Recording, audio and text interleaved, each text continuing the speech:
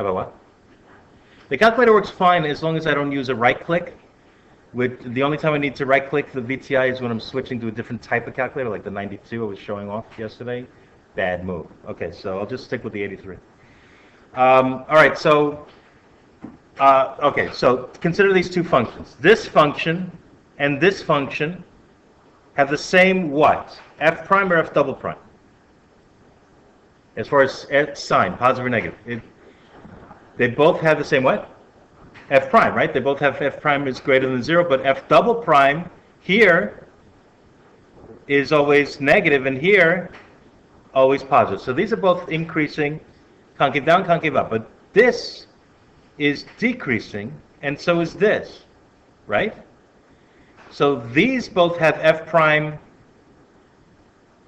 equal to positive or negative. Negative, because they're decreasing. But F double prime, concave up, means F double prime is positive, and F double prime here, negative. Now, okay.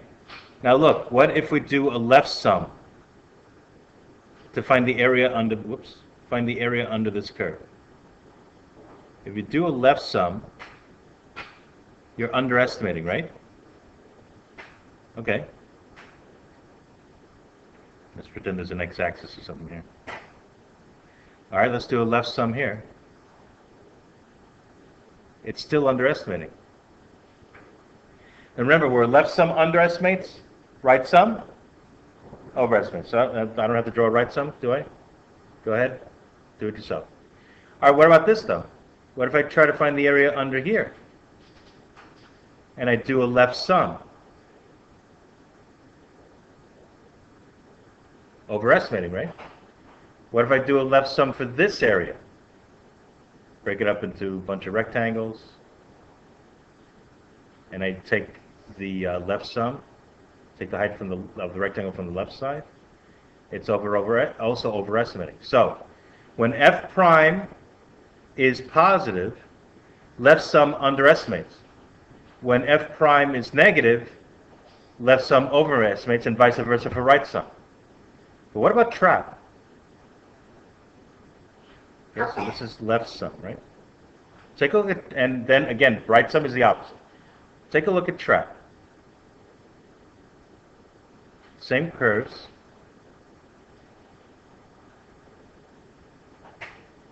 But let's do some trap sums. Now, what I'm saying here, now the important thing is F double prime, okay? Here, F double prime is negative, and here it's negative, isn't it? That's not a good F double prime. Something like that, okay?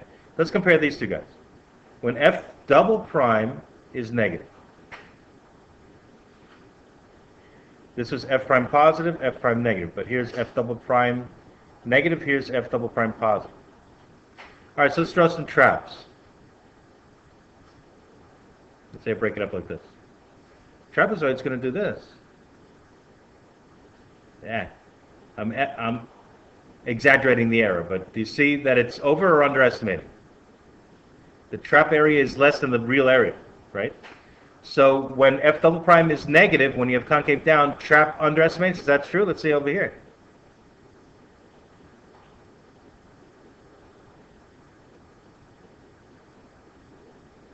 Yeah, I can't draw too great, but you get the idea. It has to underestimate, yes?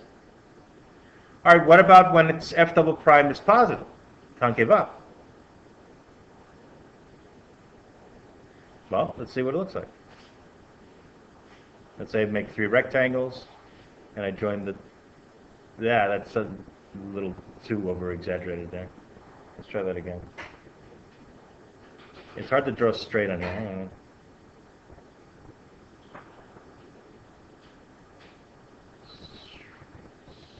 I'm exaggerating the error, but is it over or under? Is the trap area bigger than the area under the curve or lower? It's greater, right? So when F double prime is positive, trap overestimates. Is that true? Let's see, let's try it again. This is F double prime is positive, and again, the top of the trapezoid is above the curve. Okay? All right, so f double prime positive, trap overestimates, midsum underestimates. We've got to talk about midsum. F double prime negative, trap sum underestimates, midsum overestimates. All right, just like left sum, right sum are opposites as far as over and underestimating. Trap sum and midsum are opposites as far as over and underestimating. Now, we haven't done a midsum, right? So let's do one. Let's say we want the area under the curve, the same example we did before, from 0 to 5 for y equals x squared. And I want to do a trap sum. Now, we didn't really do a trap sum, did we? We never really did it because we said, oh yeah, we have a left sum for this, we did a left sum for this, we did a right sum for this, and then we took the average and said that's the same thing as trap sum. Let's actually do the trap sum, all right? You got to get the area of each one of these trapezoids, all right? I don't know if we can see them, but there they are. Something like that, right? Okay, now let's say I do this with equal delta x, right? If, in other words, I'm going from 0 to a in 5 equal pieces, right? 0 to 5 in 5 equal pieces. So a is 0, b is 5, n is 5. What's delta x? What's the width of each rectangle? It's 1, right? Remember, it's b. Did I write that right? Yeah, it's b minus a, if b is greater than a. b minus a over n. 5 minus 0 over 5 is 1, right? We've done this before. Now remember, the area of a trapezoid is, well, the area of a lot of stuff like rectangles is base times height, right? Trapezoid, it's base times height, but there's 2 bases. So we average them. So some people say 1/2 the height times the sum of the bases, but what it is the average of the bases times the height. The bases being the parallel sides, the height being the distance between. So what I call delta x, that's h. And then the height, say base 1 and base 2 are the function values. Okay? So let's do a trap sum in 5 equal pieces for x squared from a is 0 to b is 5. How do you do it? Well, it's going to be delta x times the first height plus the second height over 2. What's the first height? 0. What's the second height? 1. Well, 1 squared, right? 0 squared. Okay, so let's write that out. Delta x, which is 1, times 0 squared plus 1 squared over 2.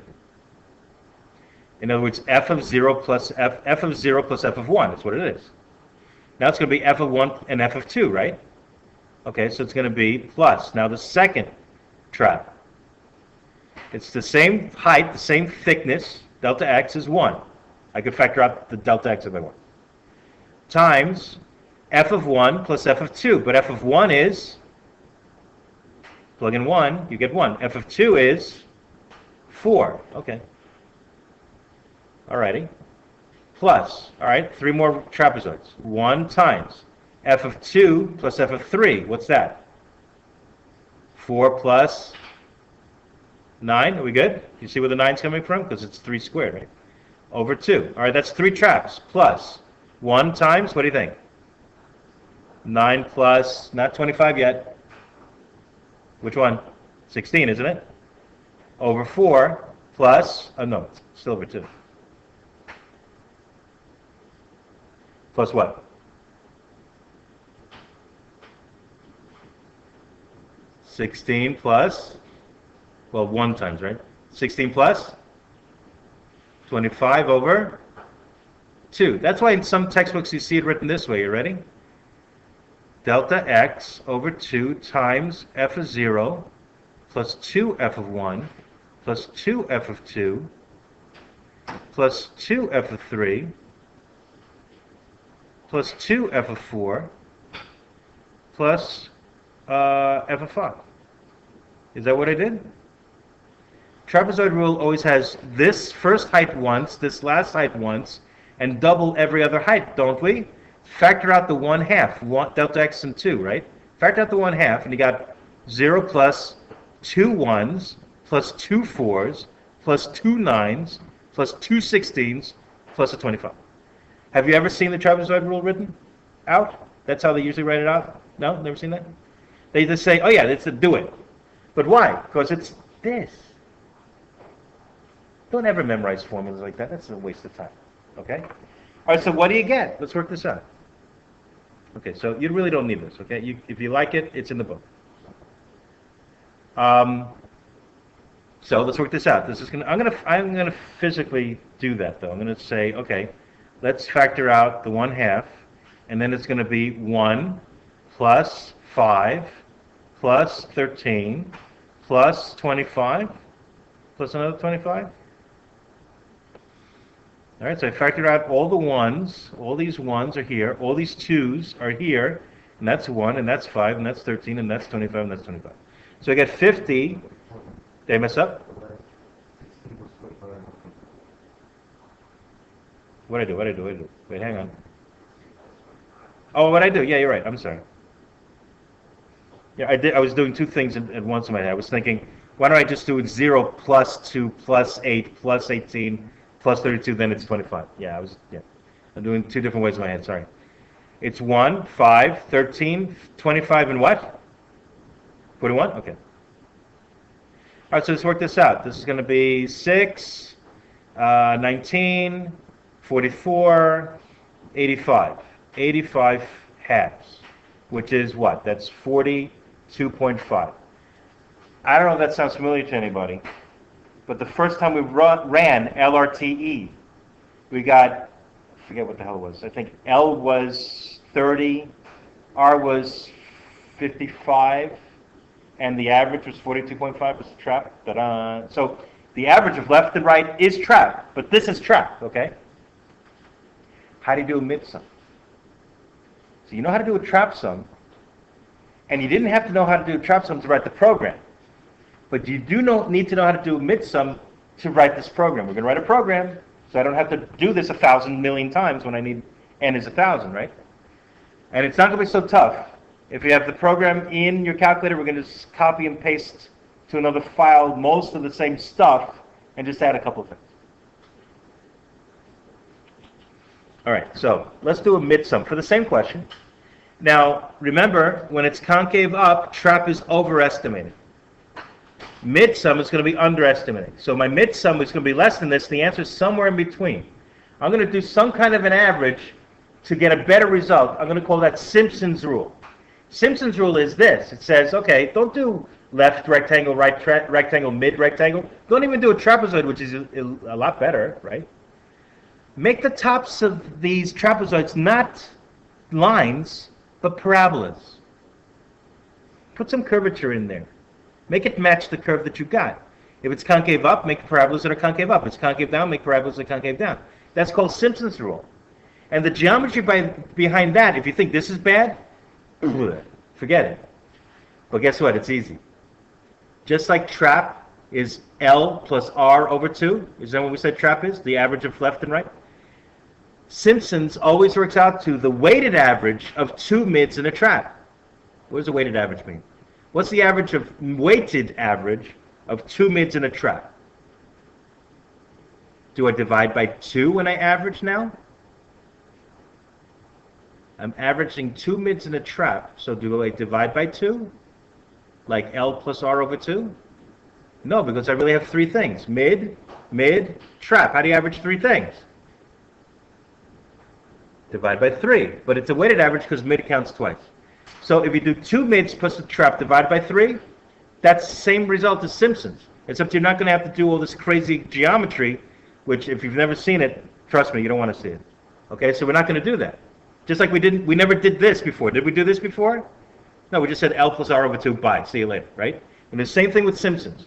It's going to be 2 mids in the trap over 3. So if I know how to get trap, which I already have a program that does trap, right? I don't even have to do this. And I know how to do mid. I'm going to adjust the program a little bit to do a mid. Then all I have to do is the weighted average of 2 mids in the trap, and I'm done. Okay? So I'm saving you pages and pages of work. I don't know if you want to thank me now or later, but you should. Okay, so here we go. Let's figure out mid. Okay, how do you do a mid? Let's do the same question. The area under y equals x squared in 5 equal rectangles. Pretend they're equal.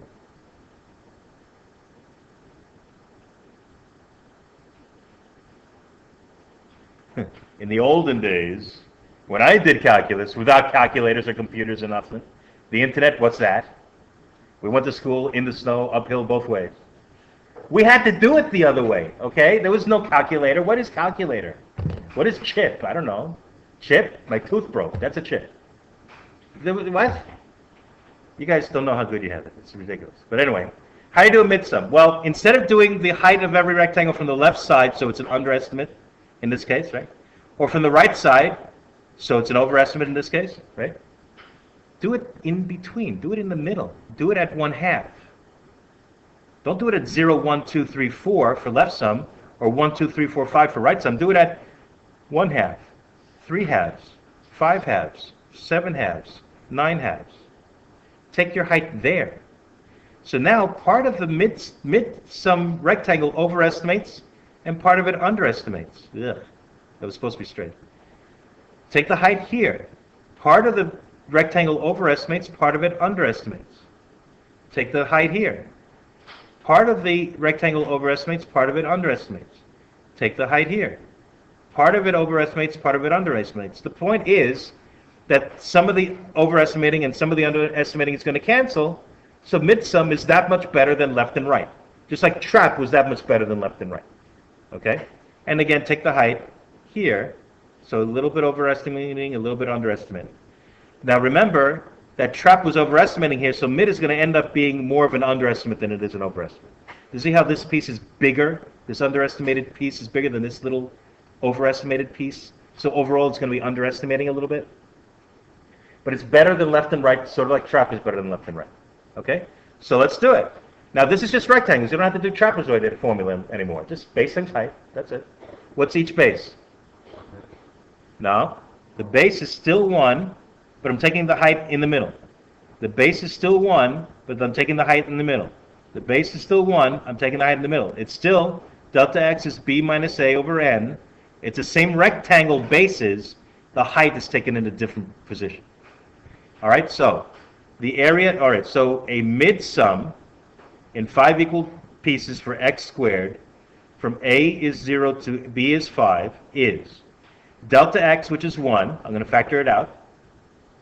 Now that's the base of every rectangle times the height of every rectangle. It's going to be at 1/2 squared plus 3/2 squared. That's the height, it's the function, right? The y value. Plus 5/2 squared. Or be like 2.5. Plus 7/2 or 3.5. Plus 4.5 or 9/2. All right, so that's the base times the height, base times the height, base times the height, base times the height, base times the height, base times the height. I have 5 rectangles, right? 5 rectangle areas. All right, so let's work this out. What's 1/2 squared? 1/4. What's 3/2 squared? 9/4. What's 5/2 squared? 25/4. Plus what? 49/4 plus 81/4. So let's work this out. It's all a common denominator of 4. I'm multiplying by 1, so who cares, right? You're going to drop that out. It's all a common denominator of 4. Just add up the numerators. I got 10. I got 35. I got, what do I got? 79/84 and 165, right? 165/4. Well, make that a mixed number. Let's see. 4 into 16 goes 4. 4 into 5 goes 1. Remainder 1. 1/4 is the remainder. 1 is the remainder, so 1/4 is what you get. So midsum is underestimating at 41.25, and trap sum was overestimating at 42.5. The answer is somewhere in between. I'm going to call that S sum, or simp sum, is going to be 2m plus t over 3. 2m plus t over 3 is a better estimate. So my Simpson's estimate is about, let's find out what that is. I don't feel like doing that. Do it on the Hal, a Ziggy, forget Hal. All right, so just on the home screen, let's type that out. Okay, so I can quit home screen. Let's clear out some stuff. Okay, so it's quantity from the numerator, 2 times what I got from mid, which is 41 1/4,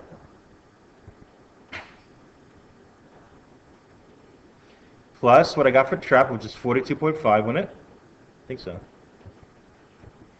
And that's 3 things I'm averaging, so I got to divide it by 3. And that's my better estimate, 41.66666. 41.6, whoops, 41, damn it. 41.666. Does that look like it's going to be 41 2/3? Like 6 repeating? Isn't that what it is? Didn't we do this before? Didn't we do a humongous n is 5, 25, 125, 625, and trap converged to that? But Simpsons is going to converge to that a lot faster. Your n's, your number of rectangles, don't have to be so big. You don't have to go get pizza and stuff, right?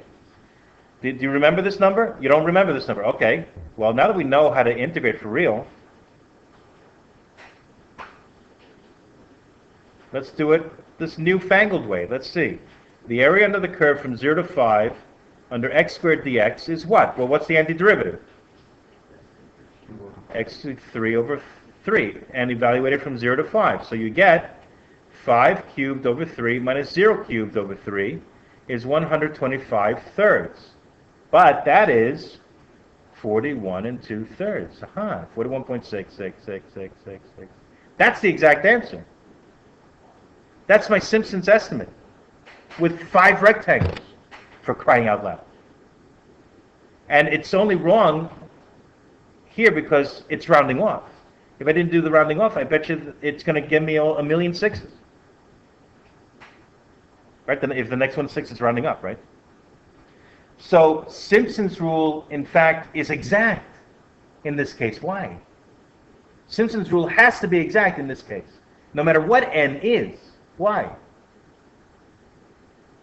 Because remember what we said, Simpson's rule is putting parabolas on here instead of, like the trapezoid puts little lines, and we're estimating the area under the parabola, so it's got to be right. It's got to be perfect. But that's not the point. The point is, even if this isn't the parabola, you get answers a lot quicker. Okay? And smaller ends. You get convergence tables can be shorter, your ends can be smaller, you don't have to sit there all day. Okay? All right, so let's fix our program, LRTE.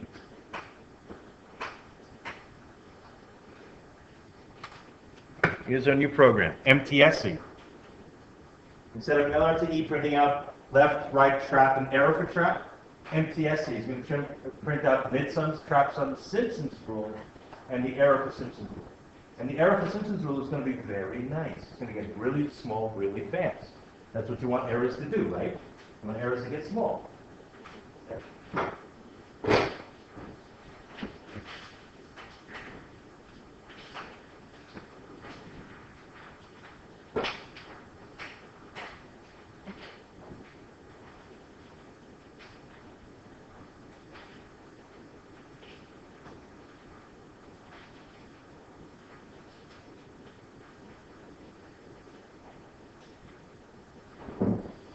Now this should look a lot like the LRTE program I gave you last, except, oh, by the way, see that thing with the while? We didn't do that? You can ignore that. If you're familiar with programming, you can throw that in later on. Don't worry about the while. But this program is almost identical to LRTE. So what I'm going to do is I'm going to make a new file, call it MTSC, copy into it LRTE, and just change it up a little. Not a lot. It's not going to be a lot, okay? So here we go. And let's see if it works like this. See if we get output like this. So here's Ziggy. And Ziggy has LRTE in it, right? Okay. So this is what you're going to do. You're going to say, okay, how do you do this? Okay, program. What do you think I'm going to do? New. Call it. Nope, I did the wrong thing, sorry. Wait, clear that. Program. mu. There you go. What are we calling it? MTSE. Okay, short for mid-sum, trap-sum, Simpson's rule, and error for Simpson's rule. Okay.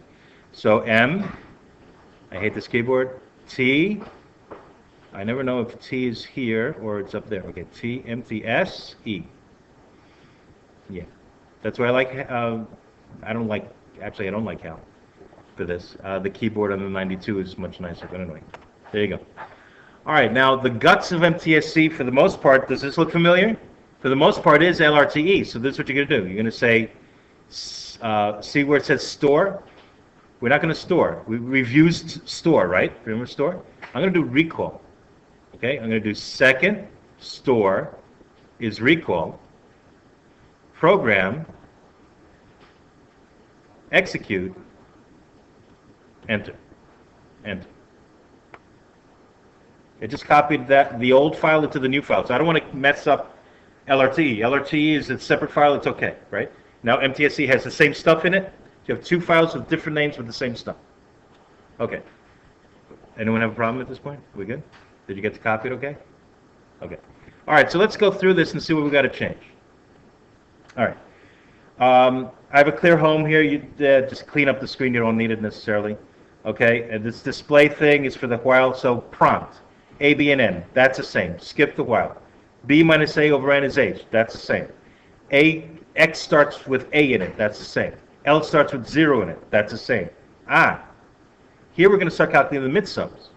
M starts with 0 in it because it's a sum. So go here on the for loop, do a second, delete is insert. Actually, no, I'm sorry, I take that back. Do just second enter, right? Wait. How did I do this last time? Was it second enter? I did do second insert enter? Okay, second insert enter, sorry. All right, and how many things do I have to insert? One line, okay, so enter, okay. So all I'm doing is I'm storing 0. Oops, that's not 0. Store 0, 0 store as alpha M. So now it's going to start adding up the midsum rectangles. Yeah. Okay? All right.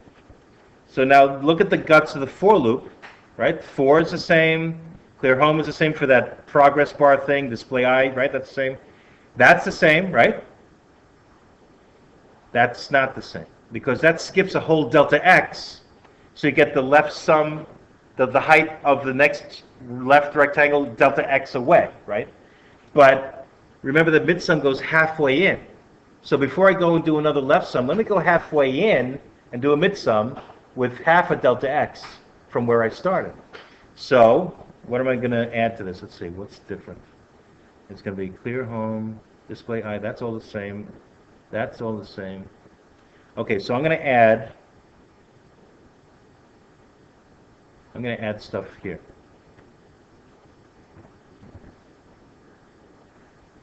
Okay, right here, I don't want that. Okay, so right after this line, there's 3 lines before the end. Okay, so right after this line, do second, insert, and enter 3 blank lines. Okay, the first one is add half of delta x. Remember, h is the delta x. Add half of delta x to x and get a height there to do the midsum. All right, so it's going to be x plus alpha h times 0.5. So 0.5 times alpha h. Remember the alpha h was your delta x thingy? Where is it? There it is. And that it gets stored as a new x. So the next time I do y1, I get a height there. All right, so the next line, that's what it's doing. It's going to say alpha m, which originally is 0, has nothing in it, alpha m, plus the width of the rectangle is still alpha h, times the height, whoops, I hit the wrong thing, alpha h, there it goes, times the height. Now the height is still y1, but it's y1 at this x, which was shifted over a half, right? So the last x value, find y1 there. Remember, that's vars, y vars, function 1. Store that as a new midsum. So you're just adding on mid-rectangle areas, adding on mid-rectangle areas, adding on mid-rectangle areas in M. M is an accumulator. Okay, and then here, I'm going to add another half of delta x so that the next time it starts to do an L, it's on the right position for a left sum height, right? Which means, actually, you know what? I don't really need that line. I'm going to delete it. I'm just going to change that line. And what it is I have to put a 0.5 times h here. Now be careful, this is in overwrite mode, I think, by default. So you got to do second delete is insert, then 0.5 times that is your new x. Okay? So all we did really was we modified this line before the end, that was there before the end, and we added these two lines after the L line. So it calculates the midsum. All right, so now, everyone's got these three lines. Whoops.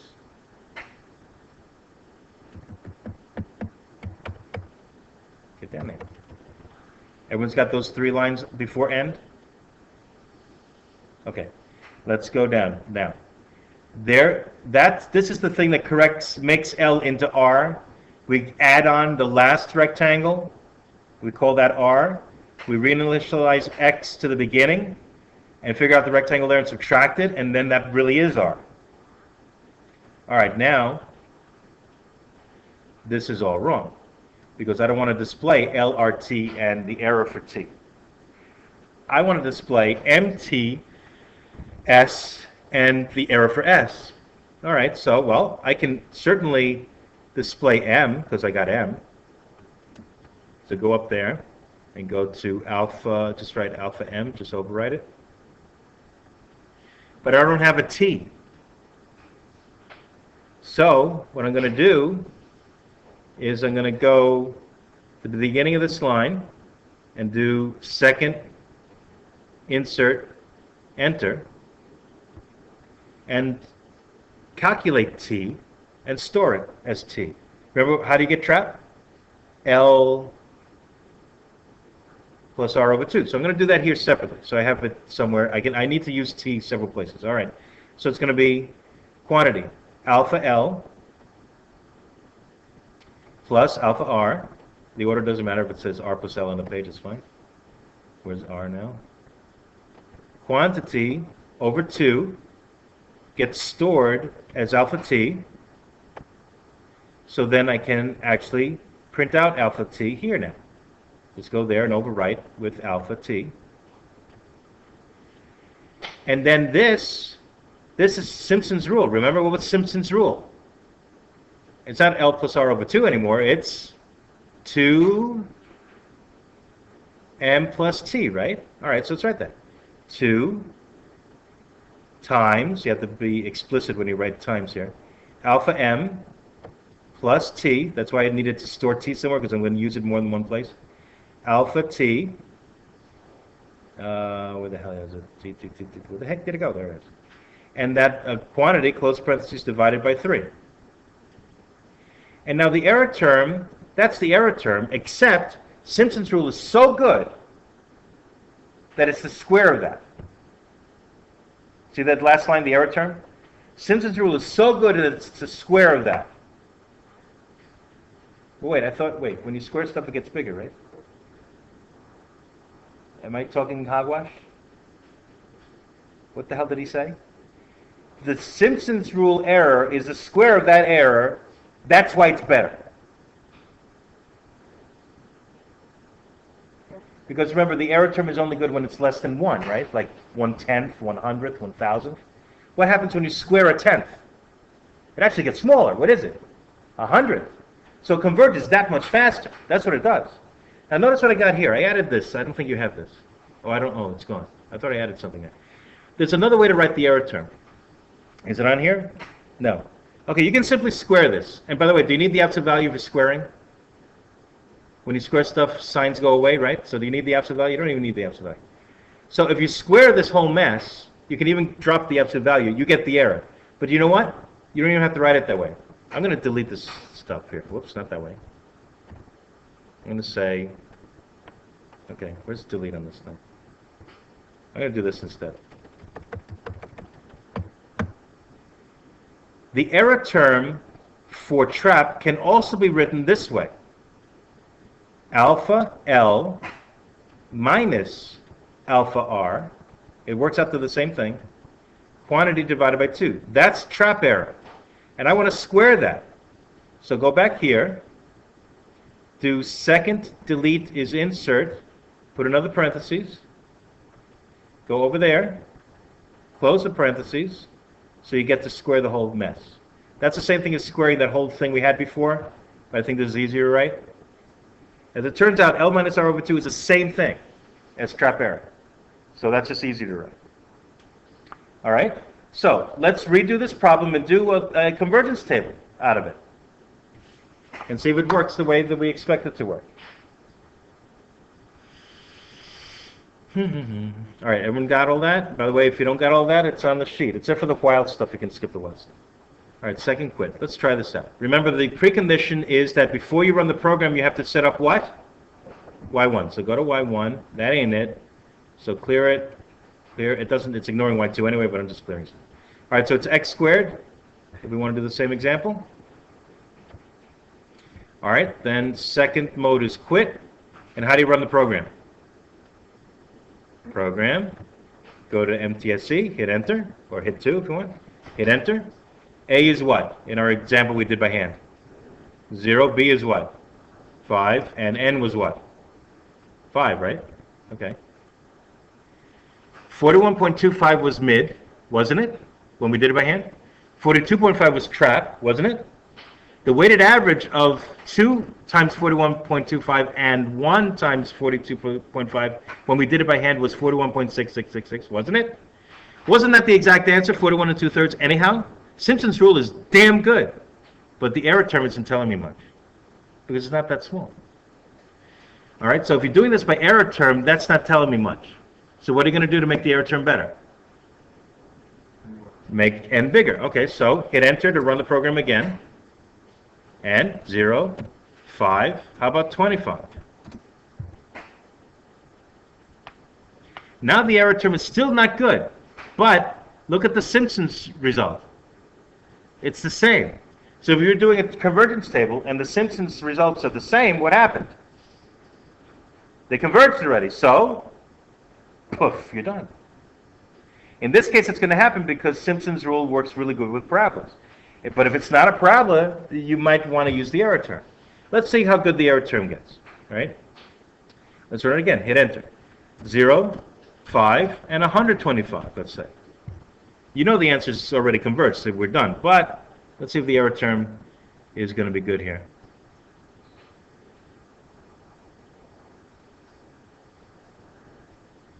All right, now the error term. Now look, the error term is 0.25. As soon as the error term is smaller than 1, it gets really small really fast the next time.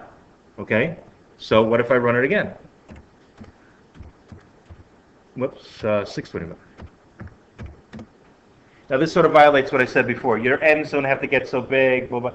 The only reason the n has to get really big here is because it converges so fast as with parabolas that the Simpsons rule convergence part, the convergence table for Simpsons, was done already. So the error term really is silly here.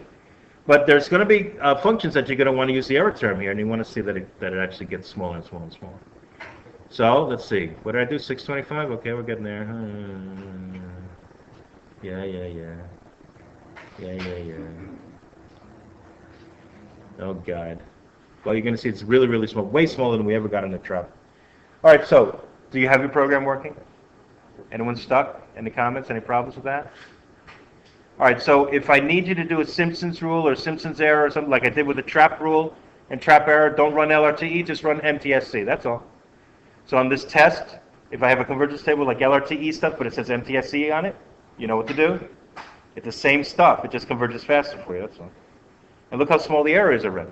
As soon as the error term gets less than 1, it gets really, really small, really, really fast. It's going to be really nice when you use it, okay? When you use it on the homework, or whatever it is, okay? All right, so we did, guess what we did? We did 7576. 7.5 was when does it over underestimate?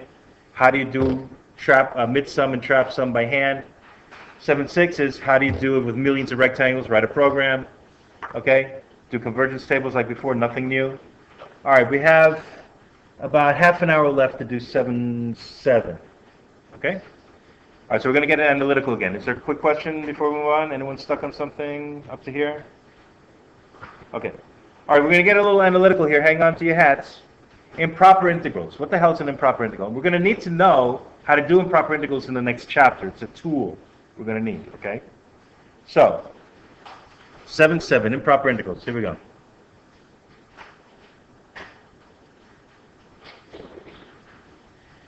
You know how to do this antiderivative, don't you?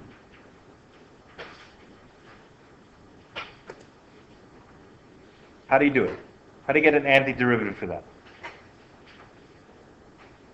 Like I said, the last couple of days were mainly analytical. We're going to switch to numerical. Well, now we're going back to analytical, right?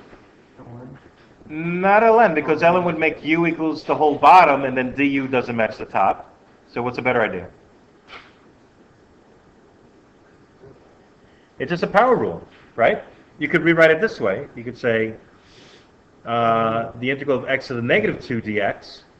So u to the n du. Well, it's just x, right? I mean, so what do you get?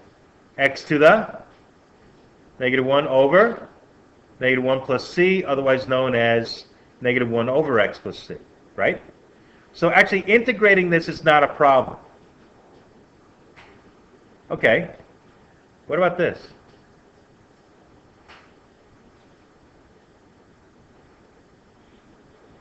What did I do bad? I did something bad. Tell me, what's bad? Why is 0 bad? Because the integrand is undefined there. That's an improper integral. All right, this is also bad. What's bad about it? Infinity. Infinity is not a number. A and B better be numbers. Infinity is not a number. That's also bad. What I mean by bad? Improper. This is an improper definite integral. This is an improper definite integral. How do you deal with it? Does it exist? Is there an answer? What'd you break? Guys, realize this room is not done. That's why I had to bring all my stuff. Supposedly, next year, I'm supposed to be able to use this computer exclusively with their own tablet thingy and wireless mics all over the place. And you guys, do you see in front of you what you got?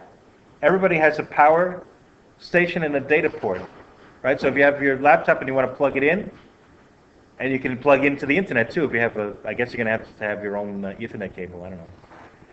Problem is, the wiring isn't done, so don't try it. There's no power. Put your finger in there, it's okay. Don't do it just in case they fixed it, okay? No, but it's not wired up. So there's a lot of wires and junk under there, but not connected to anything. So, but soon, hopefully. Okay. All right, so we have to deal with this stuff. Okay. And then, this is also bad. Here's another bad one. Are you ready?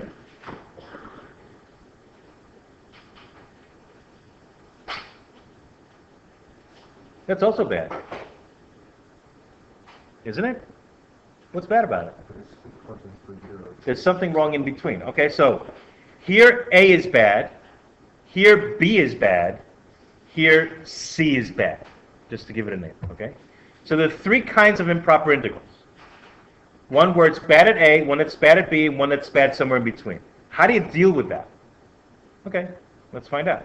So let's forget these 2 for a minute. And let's finish this one up.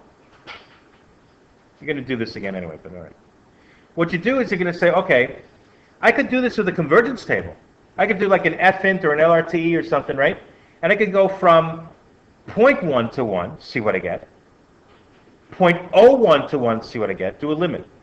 0.0001 to 1, see what I get. And hopefully the numbers are going to get closer and closer and closer to some convergence. The limit exists. So this is really a limit. If this area exists, if it's bounded, believe it or not, it may be bounded. That doesn't make sense, does it? Look what we're trying to take the area of. 1 over x squared looks like this. The area from 0 to 1 is this. That's weird. That area isn't bounded. This thing never touches the y-axis. The y-axis is an asymptote. This area bleeds out forever. This thing never touches the y-axis. We're stopping at 1, we're stopping at 0, but bleed. What if I went from 1 to infinity? Same thing over here. This is intuitively not obvious that there is such a limit. This area shouldn't exist. But sometimes it does. Let's find out what it is, if it exists. I'm going to rewrite it. I'm going to say it's the limit as a approaches 0 from the right, because I'm going from 1 to 0.1, 1 to 0.01, 1 to 0.001, I'm getting closer and closer to 0 from the right. The area from a to 1 of the same creature. And then I'm going to get the antiderivative. I'm going to say, oh yeah, it's negative 1 over x, right? So I'm going to evaluate that. Didn't we do all that stuff? Got negative 1 over x? Evaluate that from a to 1. Limit is usually the last thing you do. Okay. So plug in 1. This is fundamental theorem of calculus part 1. Plug in the b, plug in the a, subtract. Okay. So it's a limit as a goes to 0 from the right of negative 1 over 1 minus is plus 1 over a. So does this limit exist? As a gets closer and closer to 0, what is this limit? As a gets closer and closer to 0, does that limit exist? 1 over a. Think about it. Plug in a is a tenth.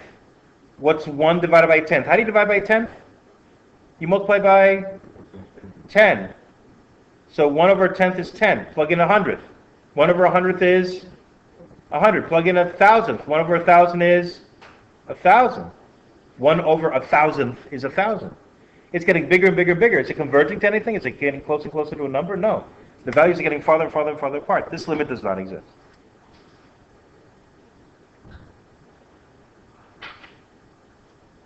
And you expected that, didn't you, based on the graph, right?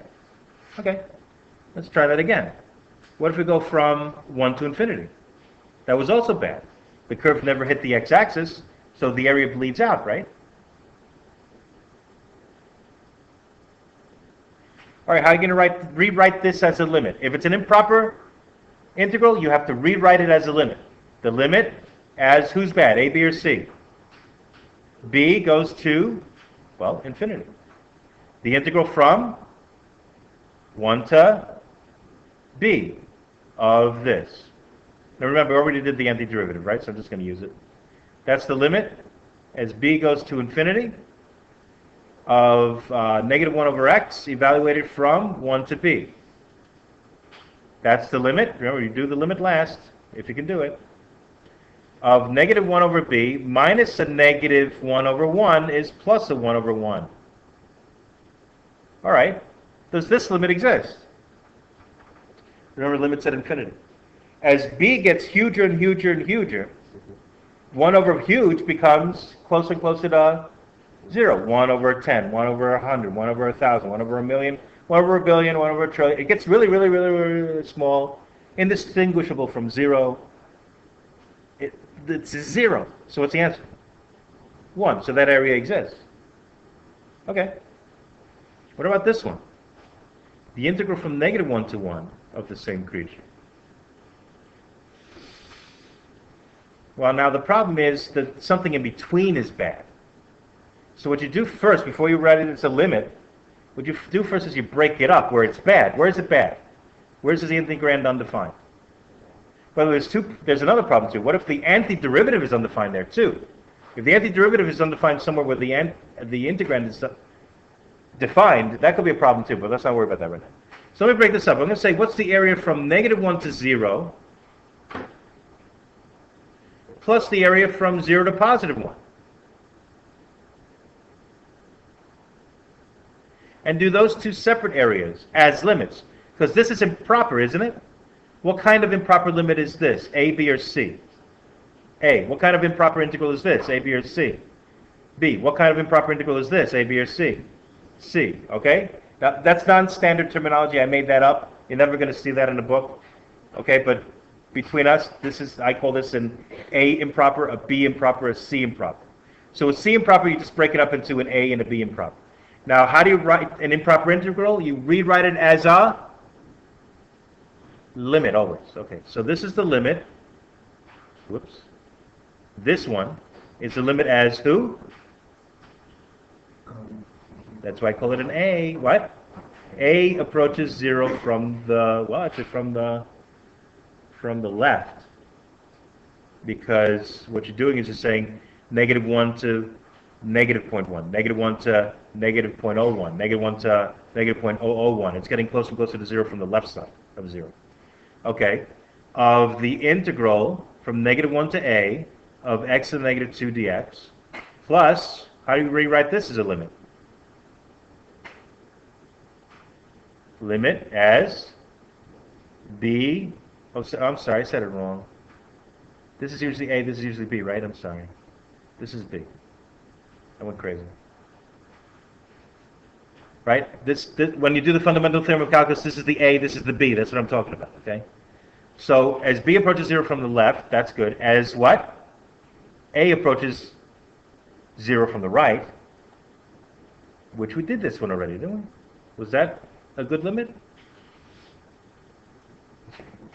This is a, this is 1. This is -1, this is b. I'm sorry, I'm getting a little crazy here. Now, didn't we do this limit already? Wasn't that one of the ones I did already? It was this exact a limit. It didn't exist, right? Okay, so do I care if this one exists? Because I'm adding. Something that blows up to infinity plus, I don't know, 2, is that going to convert to anything? No, so it does not exist because we did this already. Say you didn't do it already. Let's do it. Let's pretend we didn't do it already. All right, this is going to be the limit. How do you finish this off? Do this one and then do that, right? What's the limit as b goes to 0 from the left of -1 over x evaluated from -1 to b plus the limit as a goes to 0 from the right, stop doing that, from the right of -1 over x evaluated from a to 1.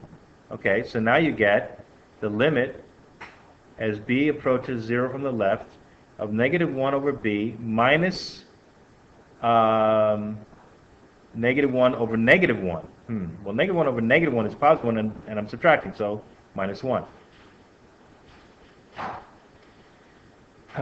Right? Plus this limit, the limit as a approaches 0 from the right of -1 over 1 minus a negative plus 1 over a. Well, does this limit exist as b goes to 0? Plug in a tenth, you get a tenth. Plug in a hundredth, you get 100. Plug in 1,000, you get 1,000. Plug in 1,000th, you get 1,000. So does this limit exist as b gets small? That blows up. So what about this? Same limit. Same limit. So both of these sides blow up. Both of these don't exist, so the whole mess doesn't exist. Okay? Any questions how you evaluated a b, or a c improper integral? You really want to focus on a and b, on stuff like this. Notice, this is a special integral. This is going to come up a lot. We're going to need this in the next section, chapter 8 or 9, somewhere in there. Okay? This is called the p integral, where p is 2. Notice, when p is greater than 1, the limit exists. When p, okay. If you're going from 1 to infinity, and p is greater than 1, the limit exists.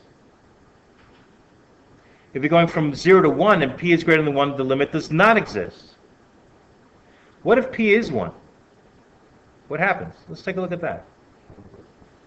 This is known as a p integral. This is called a p integral where p is 2. We're going to need p integrals real soon. Okay? We're going to use them to find out when p series converge, so that we can figure out if a power series converges. There's 3 major strands in this course. I don't know if you realize it. Okay? The 3 major strands in Calc 2 are: 1, how do you solve differential equations? 2, how do you integrate stuff you never could integrate before? That was the homework last night. Monday we did differential equations. 3, how do you solve those 2 when you can't? How do you solve differential equations, and how do you integrate when by parts doesn't work, partial fractions doesn't work, trig sub doesn't work, u sub doesn't work, nothing works? Power series. So there's three major strands. Differential equations, which you solve by integrating. Integrating weird stuff, so you can do weird differential equations. And power series, so you can do weird integrals to solve weird differential equations. Power series, big thing. We're going to use this to figure out when power series converge. Power series don't always converge. Power series is very important. You don't know what the hell a power series is? It's okay. We're going to get there. Okay? Chapter 11 is differential equations for real, based on chapter 10, which is power series, and all the rest that we're doing. Okay? Chapter 8 is this quick interlude at the beginning of next week, using integrals to do some physics problems. That's a separate thing. Okay? It might be some differential equations. Okay, but major thrust here is using differential equations, solving differential equations with integrals, even weird integrals that involve trig sub and whatever. But when all else fails, power series. We're going to get to that. And we need this for power series, all right? So let's talk about this P series. Now, here's a P series from 0 to 1, where P is what? 1. P is this exponent. It's a 1. All right, so let's redo this. We did it with a 2, and it didn't exist. We did it with a 2, and it did. We did P series when P was 2. Now, here's P series when P is 1. What happens? Well, what's the antiderivative? Well, first of all, how do we write it as a limit? What's bad here, A, B, or C? A, B, or somewhere in between. A is bad, right? So rewrite it as the limit as A approaches 0 from the right, actually, because it's coming from 1 down. 1 to 0.1, 1 to 0.01, 1 to 0.001. Okay? Of the integral from A to 1 of 1 over x dx. Well, don't you know that antiderivative? Forget this for a minute.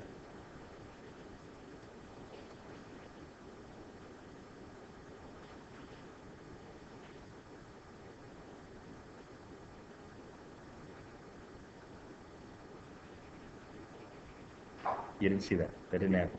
Okay? Okay. What's the antiderivative of 1 over x dx? Do you know it? All right, so this is the limit as a approaches 0 from the right of ln absolute x. Whoops. The absolute's going to be important. Not yet, but there you go. From a to 1. Now what do? You do the limit or what? Do the limit last. Isn't there something else you have to do first? What do you have to do next?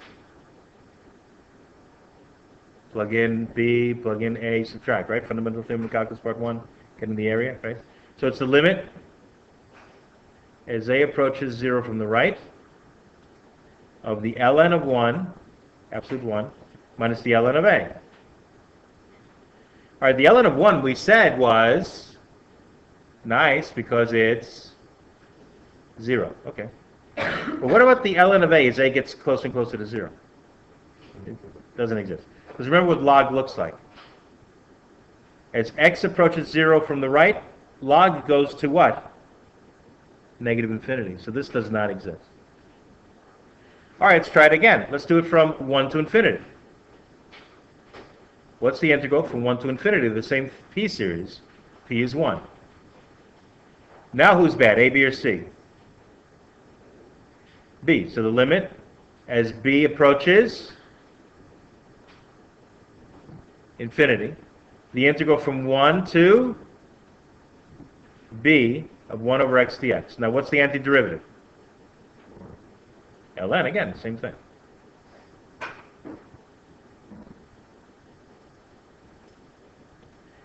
Equals what? What do you write now?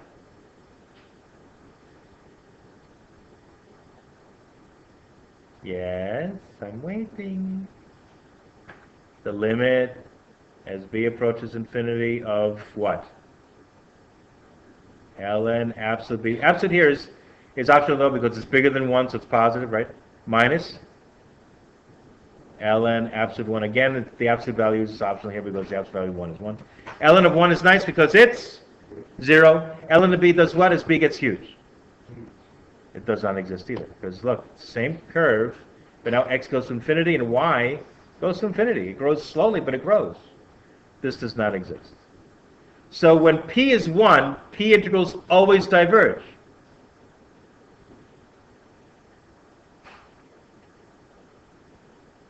Okay, what's that? What have we done?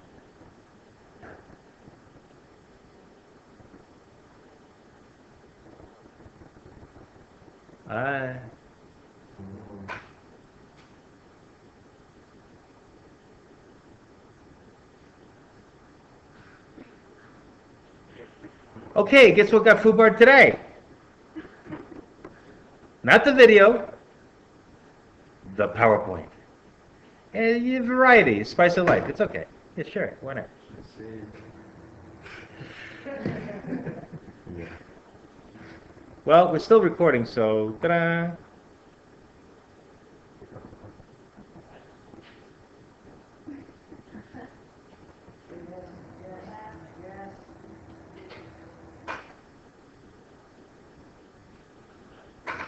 Oh yeah, it can recover the PowerPoint. Okay.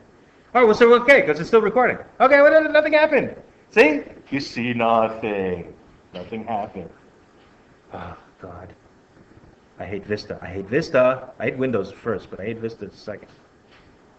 Okay, here we go. See, nothing happened. You see nothing? Okay. Never surrender. Never say never. We continue. Well, anyway, what were we saying anyhow? We're saying when p is 1, whether you're going from 0 to 1 or 1 to infinity, it always diverges. But when p is 2, it converged from 1 to infinity, didn't it? It diverged from 0 to 1. So p equals 1 is bad. P equals 2 is sometimes okay. Are you seeing a pattern here? Try this. What if I said, what's the integral from 0 to 1 of 1 over rad x dx? Now what's p? What's the exponent on x? 1/2, okay? All right. So now I'm investigating p integrals where p is less than 1. Notice, p integrals where p is greater than 1, they converge from 1 to infinity. If we do a whole bunch of them, but we don't have time, you're going to see a pattern that they always converge from 1 to infinity when p is greater than 1. When p is equal to 1, nothing works. Everything diverges. But what if p is less than 1? Does it converge? I don't know. Let's see. Now, who's bad, a, b, or c? A. So rewrite it as the limit as a goes to 0 from the right of the integral from, well, it's not 0 anymore, a to 1, right? Let me write it this way. X to the negative 1/2 dx. Isn't this just the power rule? How do you anti-differentiate that thing? X to the what? No, because it's negative 1/2. I'm adding 1 to a negative 1/2, I get a positive 1/2. If I add 1 to a positive 1/2, I get 3/2, yeah. All right, so I get a positive 1/2. Don't forget, divide by the half, so you're really multiplying by 2. Okay, so this equals the limit as a approaches 0 from the right of 2 rad x evaluated, or 2 to the 1, 2x to the 1/2, right? Evaluated from a to 1. So that's the limit as a approaches 0 from the right of 2 rad 1 minus 2 rad a. Well, 2 rad 1 is nice. It's just, that's just what? 2. Okay. What is this? As a goes to 0, what does rad a do? Goes to 0, doesn't it? Rad 81 is 9. Rad 64 is 8. Rad 49 is 7. Right? Rad 4 is 2. Rad 1 is 1. Rad 1/2 is 1/4. Right? So you get, well, rad 2 over 2, sorry, 0.7. So you get closer and closer to 0. This limit is 0, so what's the answer? 2. So p integrals exist when p is less than 1 if you're going from 0 to 1. Okay. You're going to find that's true. If you're ever going, when you're going from 0 to 1 and you have any radical, you're going to get an answer. This could be a cube root, a fourth root, a fifth root. Any p less than 1 is good. All right, what about p greater than 1? Let's find out. I'm sorry, no. P is still less than 1, but from 1 to infinity. All right, same integrand. So now how do you rewrite this as a limit? The limit as b goes to infinity, the integral from 1 to b of x to the -1/2 dx, right? Okay, equals the limit as b goes to infinity of what? X to the, how do you integrate this? Same integrand, right? So x to the 1/2 over 1/2. That's 2 rad x. Evaluated from 1 to b. Equals the limit as b goes to infinity of 2 rad, what goes here? B minus 2 rad 1 again is, so don't worry about it. What does 2 rad b do when b gets humongous? Rad b goes, right? Remember what rad looks like. Goes through 0, 0, but as x goes to infinity, y goes to infinity. It doesn't, it looks, it's not a horizontal asymptote, okay? It looks like, but it ain't. So this limit does not exist. All right, so you're going to find that in general, p integrals where p is greater than 1 exists from 1 to infinity. But less than 1, don't. And equal to 1, don't. And that's an important result. In fact, we can prove that the integral from 1 to infinity of 1 over x to the p dx is 1 over p minus 1 when p is greater than 1. We don't have time to do it, but we can prove that. We may actually prove that later on this week. Okay? That's an important result. Remember when p was 2? It converged to 1. What's 2 minus 1? 1 over 1, right? This is true. I can prove this, but we don't have time. We're done. Okay. Unless anyone has any questions, wants to come up here and about anything, that's fine. All right, so you know everything you need to know to do. 7576, 77 for homework. Have fun. See you tomorrow. That's all she wrote. Bye-bye.